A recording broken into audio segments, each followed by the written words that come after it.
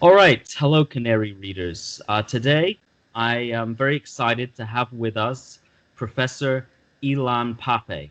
Professor Pappe is a historian. He is a professor at the University of Exeter. He is the author of many books, including uh, On Palestine, which was, I believe, was co-written with Noam Chomsky, The Ethnic Cleansing of the Palestinians, 10 Myths About Israel, and many other historical books about Palestine and the Israel-Palestine conflict. He's also a politician and has stood for office for the Knesset on the Hadash ticket. Professor Pape, thank you very much for joining us today. Thank you very much for having me on in your show, Peter. I'm very glad to be with you. Excellent. Anyway, well, today is a very special day for the Palestinian Solidarity Movement and for Palestinians and their history and their country. Today, May 15th, which is the day that we're recording this, at least, is Al-Nakba Day. Now, I'll just hand it over to Professor Pape. Could you explain to our listeners, our readers who don't have a huge knowledge about what Al-Nakba is, what is it, what happened, and what is its significance today for Palestinians? Yes, definitely. The word al-Nakba literally means in Arabic catastrophe, and it refers to the event that occurred in Palestine from in the years 1947 and 1948. Actually, it began with the British decision in February 1947 to bring to an end the British rule over Palestine that lasted for about 30 years. Um, as a result of the vacuum created by the British decision to leave, the Zionist movement that was preparing for that moment in history was able to organize and prepare a systematic uh, project of ethnic cleansing that began at the very end of 1947 and lasted until the very end of 1948. So when we talk about the catastrophe, we're talking about an ethnic cleansing operation perpetrated by the Zionist movement and later by the State of Israel, because by May 48, the Zionist movement succeeds in establishing the State of Israel. And in the process of this ethnic cleansing, the Zionist and later the Israeli forces expel half of Palestine's population, make half of Palestine's population refugees, destroy half of Palestine's villages, which are about destroyed about 500 villages out of 1,000, and demolished most of the Palestinian neighborhoods in mixed Arab-Jewish towns, or totally destroyed Palestinian towns. I should add to this that this is not just a destruction of houses and expulsion of people. This is, of course, also a destruction of their businesses, their schools, their cultural heritage. It's a destruction of a country as well as of the people who lived on it. Mhm. And I read your book, 10 Myths About Israel, recently, and one of the chapters is given over to trying to debunk some of the historical myths that have now surrounded the Al-Nakba and how the Israeli government and its propagandists there and in the United States try to distort what has actually happened. Could you tell our readers a little bit about what that has looked like? The myths, you mean? The debunking? Could you please repeat it? I'm sorry, I was a bit No problem. distracted here. Something Uh, that happened, sorry. no problem, no problem. So, in your book, 10 Myths About Israel, you talk about how there has been a distortion, a misrepresentation Yeah, of what happened in the Nakba, and that has been used as part of Zionist ideology and propaganda right. to try to discredit, to misrepresent what happened in the Nakba, to perhaps even denying it outright for the benefit of Israel and its public image. Yes, definitely. Now I understand what you're asking about. Yes, you know, Zionism as a whole is a project of propaganda. and does not only, as I showed in my book, The 10 Myths of Israel, it does not only focus on 48. I mean, there are other historical chapters which are presented through a narrative that totally denies the existence of the Palestinians in Palestine before 48, denies the Nakba, the catastrophe, and denies many things that happened afterwards.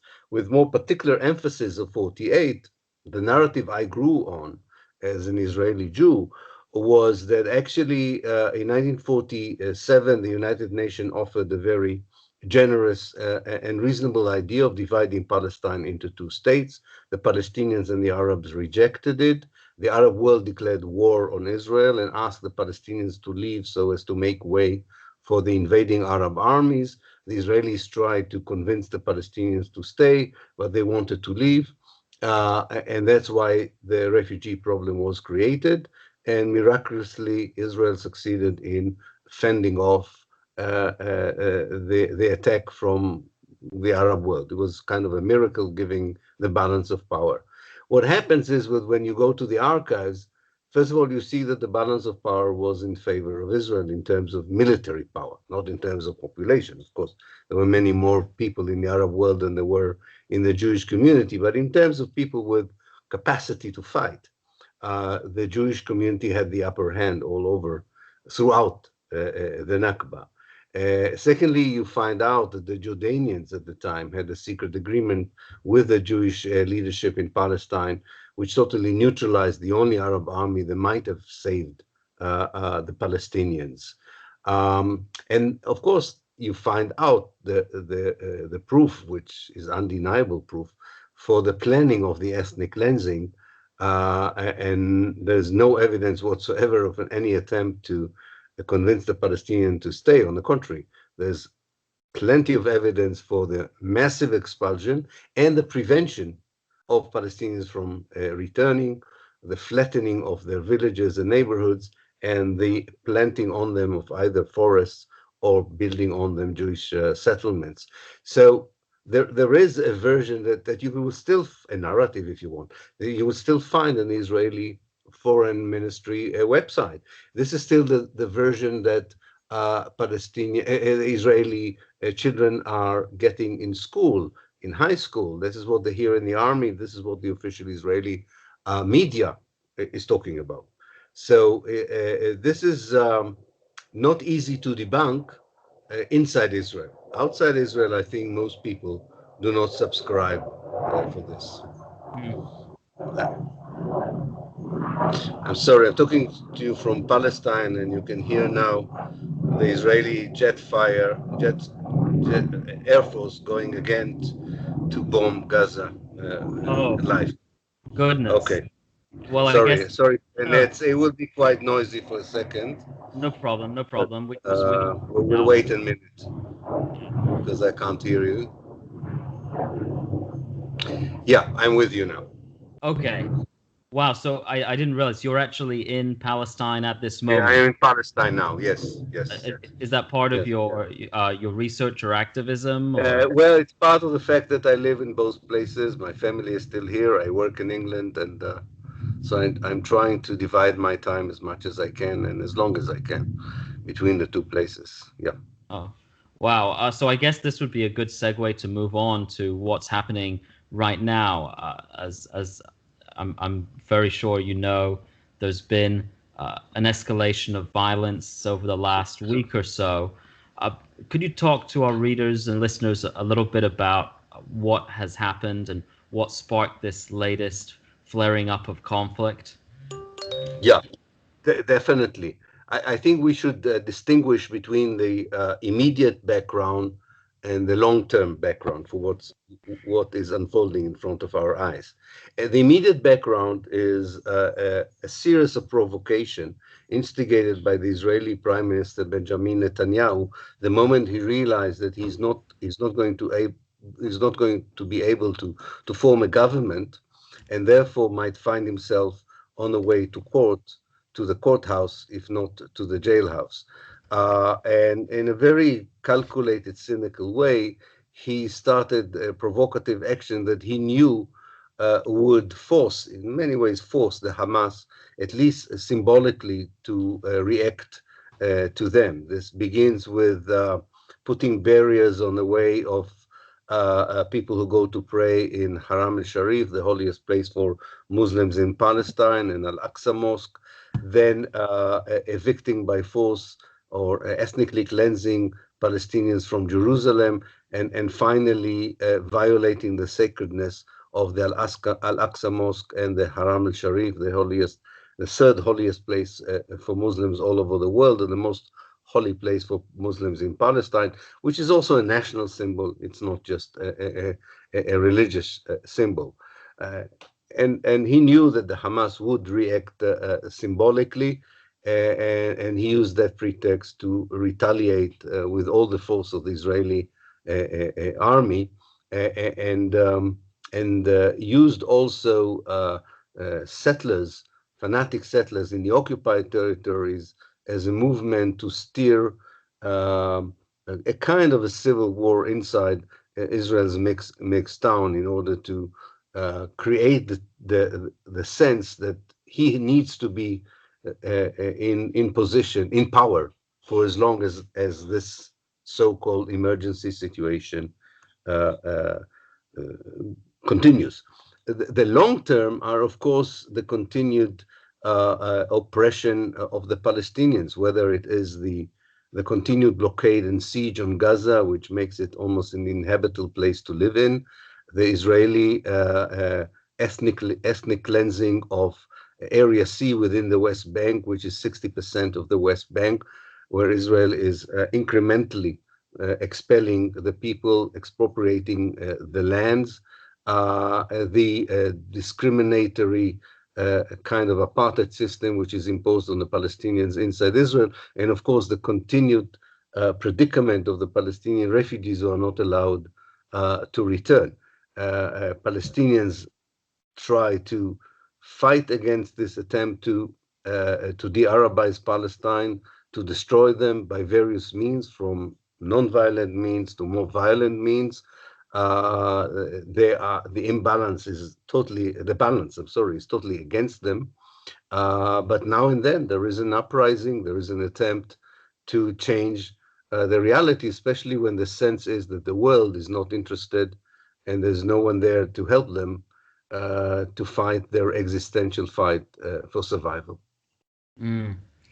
But wasn't there some more specific proximate cause of this latest outbreak? It had to do with the Al-Aqsa Mosque, and then some Yeah, scuffle. I meant, Peter. Yeah. I said it was very calculated. It was very clear that if let me explain it again. When I said that Netanyahu planned a series of provocation, I included this one in it. Oh, yes. That it was very clear that we know now from documents that were published in the Israeli press that the intelligence of the police told the government that if you're going to put boots on the ground in the sacred Haram al-Sharif, this would trigger a reaction all over historical Palestine. They Right. knew that this would what would happen. And nonetheless, and if you noticed, they did not only enter the space of Haram al-Sharif, on purpose they entered with their boots into the mosque. Now, anybody who's a Muslim and anybody who is familiar with the Muslim religion understand what that message conveys when the occupier enters with their not just shoes, I mean military shoes, into this. This was, of course, nobody was hurt physically from this, but this is part of to make sure that the provocation is not lost in this respect, and that's what I mean. You can never prevent an uprising after 50 years of occupation and 70 years of colonization, but you can affect its timing when it suits your political interest, as happened in the case of Netanyahu. Okay, so could we talk a little bit about this last election that happened a few months ago? It seems that the Israeli voting public kind of just has moved further and further to the right, and moderate Zionists is increasingly a kind of minority faction, and then progressive Zionists seems to be almost like a tiny fringe. Uh, Right. what are your thoughts about about what that says about the sort of prevailing mentality and attitudes amongst ordinary voting Israelis in the year 2021?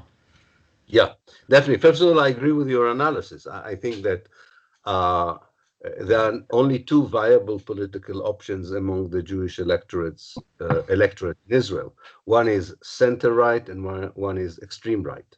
There's no left. There is no liberal Zionist voice. There's no liberal Zionist force to reckon with, and these are the two options. And this already happened in 2000. So we are already 20, 21 years into this reality where the Israeli electorate in large numbers does not believe in the kind of I would call it fabrication that the Zionist left was selling them, that you can be Hmm. both an ethnic state and a democratic state, that you can be both an occupier and a liberal, you can be both a socialist and a colonizer. So this, even the Israeli public doesn't buy it anymore. So between the options of being democratic and racist, they prefer the latter option. How exactly to impose such a racist ethnic state on millions of Palestinians is open to debate in the Israeli society, and that's the difference between the center and the right. It seems that they need both. Each of these two factions needs the other in order to form a government, and Hmm. this could have been easily done in terms of domestic Israeli politics. The only problem is Netanyahu, that there's some decent people in the Israeli center, at least in this respect, who do not want a criminal prime minister to remain in office. And therefore, this kind of undermined a natural, if you want, an authentic representation of an electorate that really wants a right-wing government. There's no denying about it. Of course, the more important conclusion out of it is that we cannot expect for a change from within Israel. And the conclusion from that is that the only way of changing things is very strong pressure on Israel from the outside. Hmm. Well, that brings me then to a question I was hoping I could ask you uh, about the one-state solution. Uh, Mhm. I interviewed your colleague Norman Finkelstein in August of 2019. We discussed what was going on in the UK with the smear campaign against Jeremy Corbyn, and we also talked about Netanyahu and the hope for some kind of resolution to the conflict. And I brought up with him the issue of the one state solution. And he describes people who support the one state solution as, quote, posers and fantasists, and says that the proposal has, quote, nothing to do with politics and is, quote, little more than a graduate seminar at the LSE. I just wanted to see whether you wanted to respond to that, and why it is that you think that Professor Finkelstein is wrong and that there is a prospect for a one-state solution. Yeah, definitely. I have a lot of respect for Norman. I think many of us have a lot of respect for his scholarship, for his activism. But I think on this point, he's totally wrong. And I think it also relates to the fact that he hasn't been here for many, many years. I don't think he realizes what's going on the ground.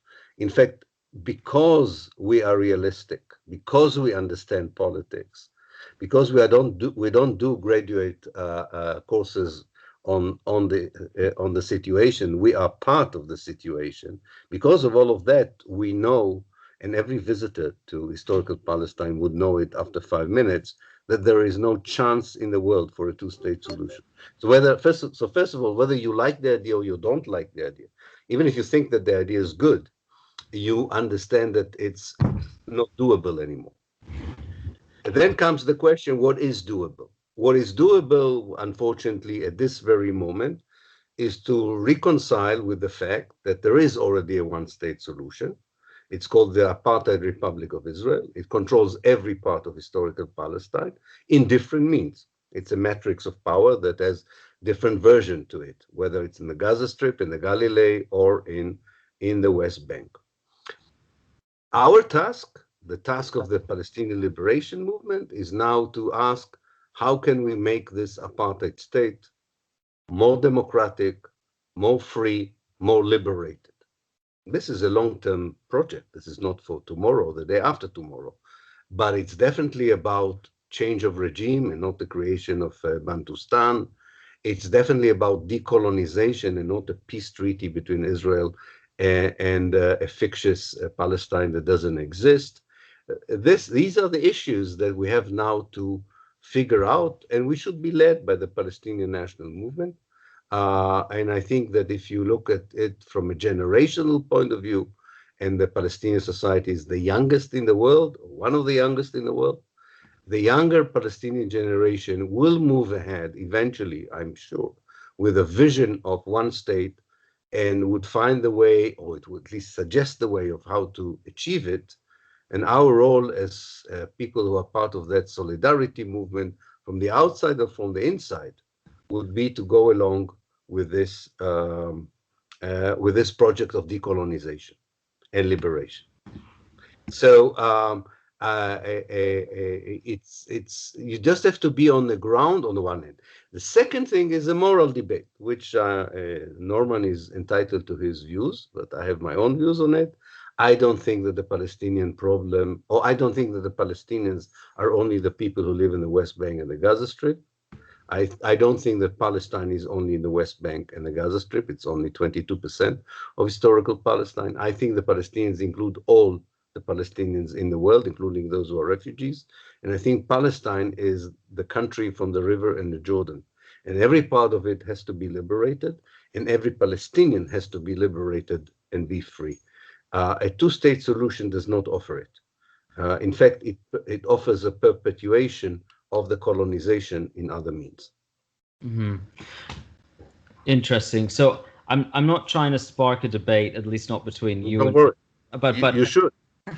but the argument. What do you make of the argument that Professor Finkelstein and others make that Israel is a state with borders that are internationally recognized, that it's a member of the UN, that it's a growing economy with a big tech sector and with ambassadors over the world, all over the world, and that it's not a reasonable, even though it was born in sin, many countries were born in sin, not least the United States, that it was just unreasonable now to ask a state just to sort of keel over and die and allow itself to be wiped off the map. And what's your response to that argument?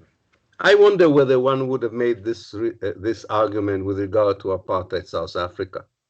You know, apartheid South Africa would say to the world, you're interfering, you want to totally change the state of South Africa, you want to make the whole of South Africa an African state.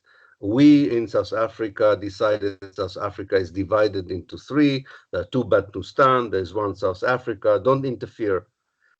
We are not talking about killing a state.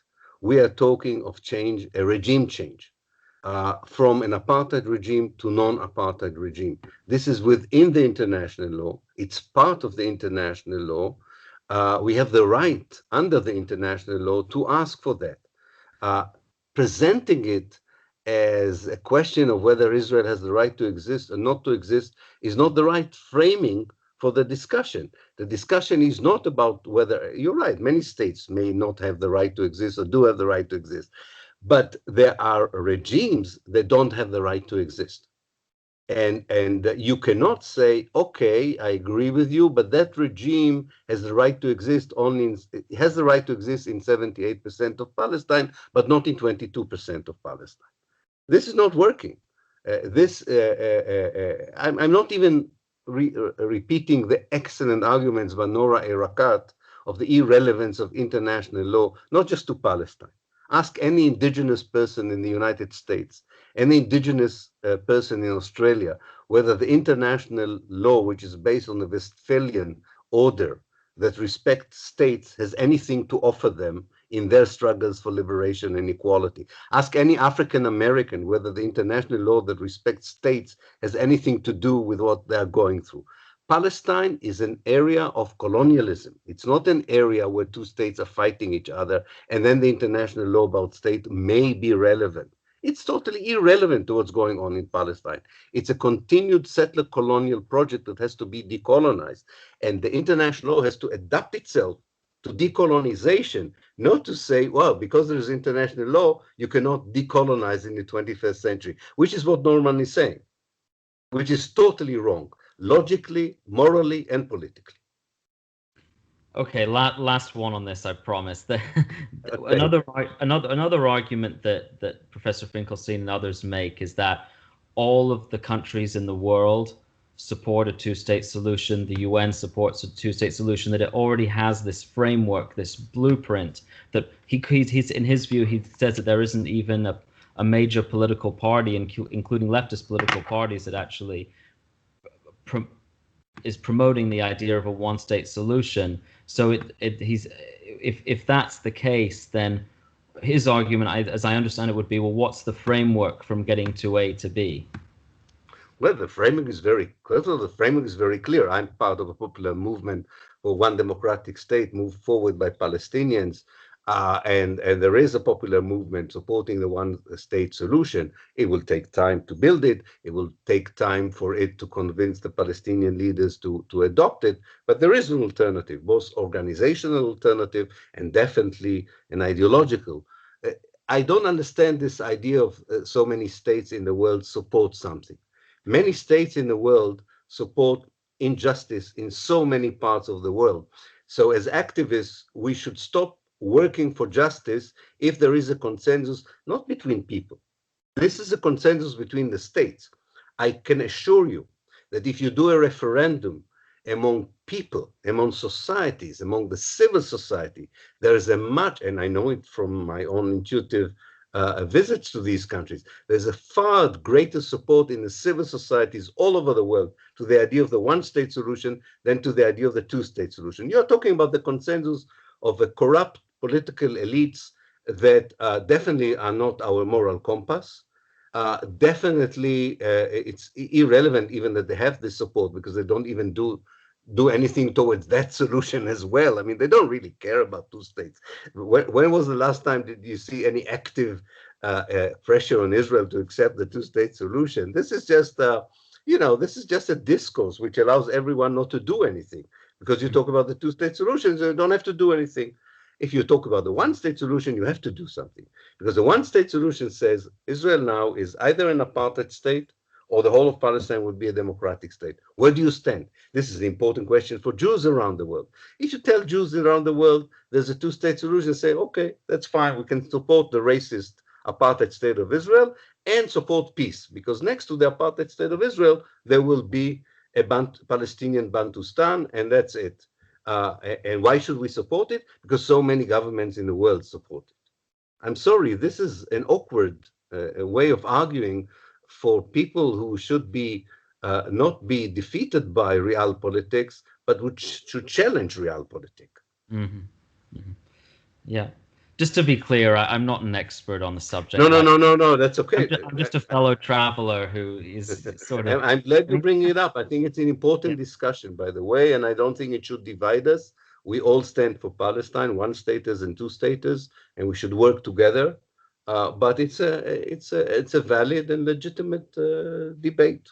Not everybody uses the abusive language of Norman Finkelstein. There's no need for that, but that's okay. That's the man, and this is his style. Sometimes we like it when it's directed against others. We like it less when it's directed towards us. But the important thing is not the style; it's the content, the substance of the argument. What do you make of the situation with the Palestinian Authority? Some people argue that the Palestinian leadership has become corrupt and collaborationist and now holds this sort of fiefdom with the Palestinian Authority, and that and it seems to me that the Fatah seems to be committed to the two-state solution. So do you think that that itself might become an impediment to peace and to resolution of the conflict? It's not the major impediment. It is an impediment, of course. It's a structure that was built by Oslo in order to subcontract Israeli control over the Palestinians. But it's a complex subject because the PA includes a lot of people who devoted their life to the Palestinian struggle. So I think people from the outside sometimes don't understand that it's not that easy to delegitimize the Fatah that really played a very important role in the struggle for the liberation of Palestine. Yes, the present outfit is not ideal, and I think in the end would have to be dismantled if we want to decolonize Palestine. But people should first offer an alternative. If you don't like that kind of political structure of representation, we should offer, or the Palestinians should offer. I would follow them. The Palestinians should offer an alternative structure of representation, an authentic one, a democratic one. And then when you have this in place, maybe it's the old PLO outfits, maybe it's a new kind of organization.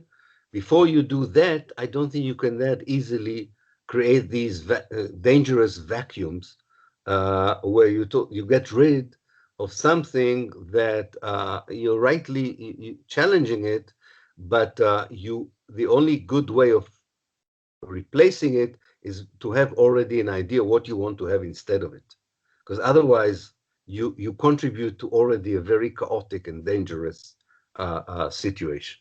Mm-hmm. Is there a faction within Palestinian politics that you think has the best analysis and program?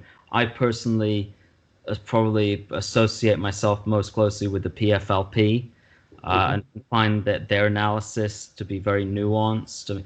Do you see something within PAL that you think is exciting, a bit more fresh, a bit more vibrant, that you could maybe put your support behind as a solidarity Yeah. person? As someone on the left and a socialist, of course, the PFLP is very close to me. I am very close to the PFLP, rather, vision not only of Palestine, but also of the Arab world, and I pray for it. But I think we have to be realistic and to look for a more consensual kind of Palestine where we do not sideline the political Islamic groups, which are an important part of our life. Islam is an important part of the life of Palestinians, not just their religion, but also as civilization. So I don't think I'm looking for a particular faction. What I am inspired by is the younger generation, which I follow closely either through their websites, their networks, or from my own contact with them. And I think they are brewing new ideas of both the end game, if you want, but also how to get there. It's not easy to do it under the present circumstances. We saw what happened in 2008 when Occupy Wall Street was trying to do it, when the Arab Spring was trying to do it. There are still issues. And I think they are very closely connected to movements of democracy and change in the Arab world. We have to remember, they don't see themselves just locked in Palestine. They see Israel locked in the Arab world. They don't feel a minority. In this respect, they feel a majority. They think that the Israelis are a minority of settlers within an Arab world that needs to be changed. It needs to be changed. So I think there are some ideas that they're half-baked. They're not yet fully articulate. We are going through a very dangerous time because this is the limbo between the old ideas and the new ideas. It's always a dangerous time in history, but I think these new ideas I'm hopeful that they will mature into not just sound bites or slogans, but into a more practical program. And I think the left has to play a very important role in this because of its experience in organizations, its past fight for social justice, so that social justice is not forgotten in the fight for liberation, that the impact of neoliberalism on our society is not disregarded as part of the problem, and that fighting against it is part of the solution. That's why, like you, I feel that the PFLP, of course, as a leftist organization, has these ideas, but they need to be adapted to the reality of 2021 and be relevant, not just to hardcore leftists, but relevant to large sections of the Mhm. Palestinians, wherever they are. Excellent. Okay, if I could just have one last question. Yeah, Uh, please. I'll make it a two-part. It's Okay. what do you see the future holding? First of all, in terms of the current escalation of violence that we've seen in the last few weeks, and then two, over say the next 2 3 years, in terms of progress towards some kind of resolution. What do you see happening with Netanyahu's government and so on? Yeah. Well, always very dangerous to predict. I think is with regard to your first question, I can only judge as an historian what happened in the past. These cycles of violence tend to peter out eventually, Yeah. with a lot of particularly damage on the side of Gaza in terms of human cost, infrastructure, augmenting already an impossible reality for people to live in. And I'm afraid this would be one of the consequences, and therefore I'm more worried about it than about the question when exactly it would end, because it will end eventually. Both sides, by the way, would claim that they had done very well in this cycle. The more important question, you're right, about the next 2 or 3 years. I don't. First of all, I don't expect a comprehensive solution to be on the table even for discussion in the next 2 or 3 years. What I think is going to happen is that we will see on the negative side even more brutal Israeli policies, more tensions between Jews and Arabs inside the state of Israel. That's on the negative side. On the more positive side, I think that the sense of solidarity and unity and determination of the younger generation would be more visible than it is today, in terms of not just being there, but beginning to offer alternatives, both to the Fatah and the Hamas on the Palestinian side. I don't expect something similar to happen on the Israeli side, but I do expect something similar to happen to the American Jewish community, to Jewish communities around the world, and also other kind of locations where traditionally were pro-Israelis and are now at the forefront of showing solidarity with the Palestinian people. 2 3 years won't enable us to see this change in full, but hopefully we will see a trend that will tell us that maybe there is a potential here for a bit longer future Mm. to unfold as a new reality. Excellent. Well, just before we sign off, just do you have 2 minutes to say most of our readers in the Canary are in the UK? We have some in the US, other English-speaking countries. Just very quickly, could you just say what you think we as non-Palestinians, solidarity activists can do to help the situation in our day-to-day lives? Yeah, I think there is an excellent organization now that galvanizes and knows how to use your solidarity in the most effective way. This is the BDS movement, the boycott, divestment, and sanction movement.